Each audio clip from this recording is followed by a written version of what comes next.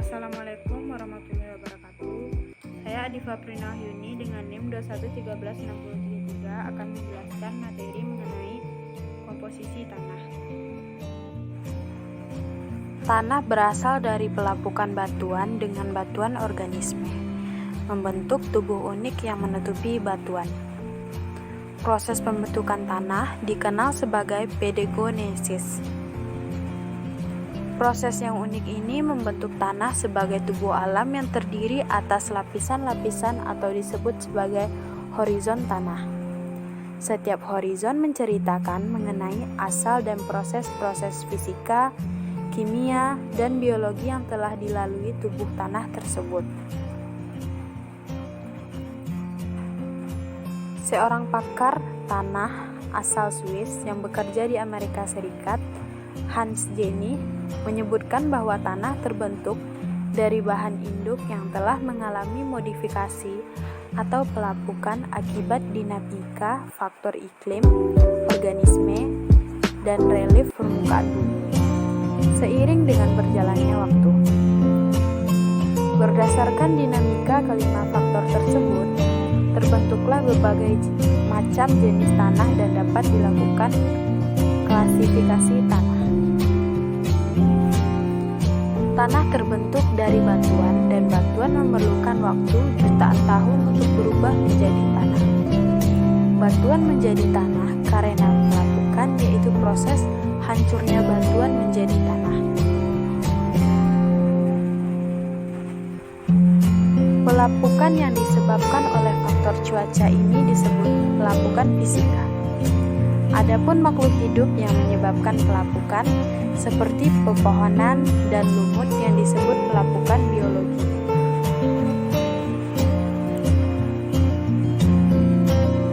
Hal inilah yang menyebabkan adanya perbedaan jenis tanah antara satu daerah dengan daerah lainnya.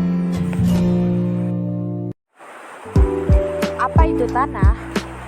Tanah merupakan salah satu media tumbuh tanaman, baik tanaman semusim maupun tanaman tahunan, untuk kemaslahatan manusia dan makhluk hidup lainnya. Tubuh tanah terdiri atas sebanyak 20-30% udara dan air sebanyak 20-30%, bahan mineral sebanyak 45%, dan bahan organik sebanyak 5%. Apa saja komponen penyusun tanah? Pertama, batuan, kedua, udara, ketiga, humus, keempat, air, kelima, mineral, dan keenam, komponen organik. Batuan. Batuan adalah bahan padat yang terbentuk secara alami dan tersusun atas campuran mineral dan senyawa lain dengan berbagai macam komposisi. Berdasarkan proses terjadinya, batuan dapat dibedakan menjadi batuan beku, sedimen, dan metamorf. Batuan yang ada di permukaan bumi dapat berasal dari magma gunung berapi yang keluar dan mengeras di permukaan bumi akibat perbedaan suhu. Batuan yang ada di permukaan bumi selanjutnya akan mengalami pelapukan yang bisa disebabkan oleh angin, air, dan zat yang bersifat korosif.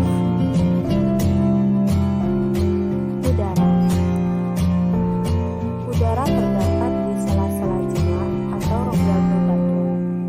Selain itu, udara juga di antara partikel-partikel tanah, di antara akar tumbuhan dengan tanah, bahkan di antara akar dengan bebatuan.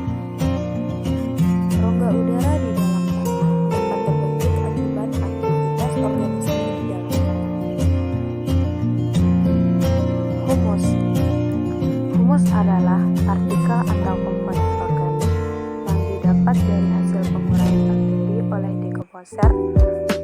Tanah berhumus merupakan tanah yang memiliki sifat gembur dan memiliki banyak pori-pori hingga timbul adanya rongga udara di bawah tanah, sehingga sirkulasi oksigen akan terbentuk di bawah tanah, menyebabkan tanah itu menjadi subur.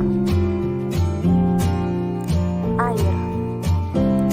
Berbagai makhluk hidup yang tinggal di permukaan tanah pada umumnya membutuhkan kelembaban di bawah tanah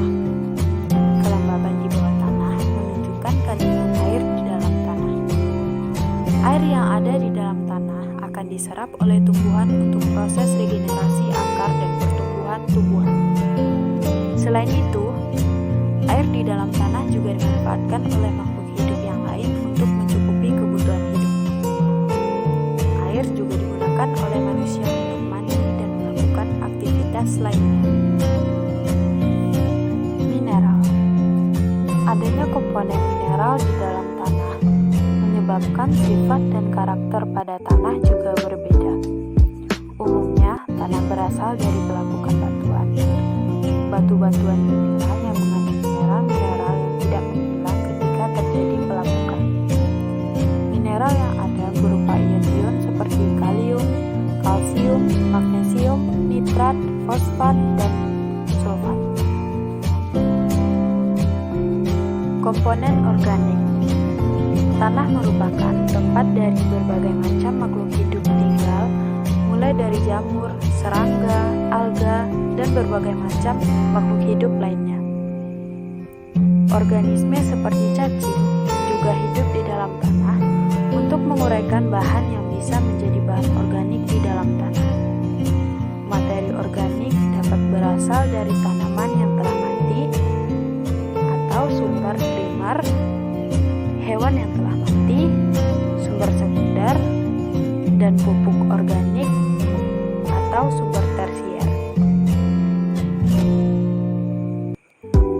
Manfaat tanah.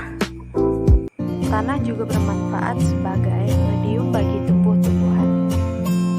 Tanah menjadi salah satu medium yang mendukung pertumbuhan tanaman dan melakukan perannya dalam ekosistem pada beberapa hal. Seperti fungsi tanah sebagai penyangga secara fisik, penyedia udara, penyedia air, pengatur suhu, pengendali bahan beracun, dan penyedia hara. Dalam melakukan fungsinya sebagai penyangga, tanah memengaruhi daya jangkar akar tumbuhan melalui kedalaman dan jenis tanah.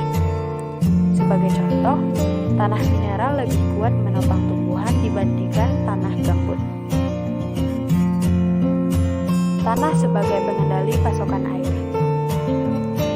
Tanah mampu membuat air menjadi bersih dengan menyaring dan melakukan detoksifikasi secara alami terhadap polutan bahan organik yang masuk ke tanah. Tanah sebagai habitat organisme tanah. Tanah merupakan tempat hidup jutaan organisme. Banyaknya organisme disebabkan oleh kisaran pH dan habitat lebar yang dimiliki tanah. Selain itu, tanah juga berpori dan berisikan air yang memungkinkan organisme tertentu memiliki diatom untuk berenang. Tanah sebagai daur ulang alami. Tanah memiliki kemampuan untuk menguraikan sisa bahan organik menjadi humus dan melepas mineral guna dimanfaatkan kembali oleh biota tanah. Tanah sebagai pengatur komposisi atmosfer. Lewat ruang pori yang dimilikinya, tanah mampu mengalirkan dan melepaskan gas ke atmosfer. Tanah juga mampu melakukan respirasi dengan memasukkan O2 dan melepas CO2 ke atmosfer. Tanah sebagai medium untuk kebutuhan teknik. Tanah dapat dimanfaatkan sebagai bahan dasar bangunan, seperti bata dan atap rumah. Seiring perkembangan zaman, tanah juga dimanfaatkan sebagai bahan untuk kebutuhan teknik. Dalam menjalankan fungsinya ini, tanah digunakan sebagai fondasi bangunan, jalan raya, bendungan, tempat pembuangan limbah, dan pembangunan perumahan.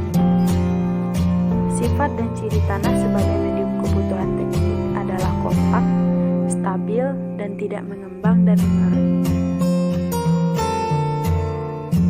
Berdasarkan bahan dan proses pembentukannya, tanah dibedakan menjadi beberapa jenis, antara lain tanah aluvial atau endapan, tanah humus, tanah kapur, tanah vulkanik, dan tanah gambut. Sekian pembahasan materi dari saya akhiri dengan Wassalamualaikum warahmatullahi wabarakatuh.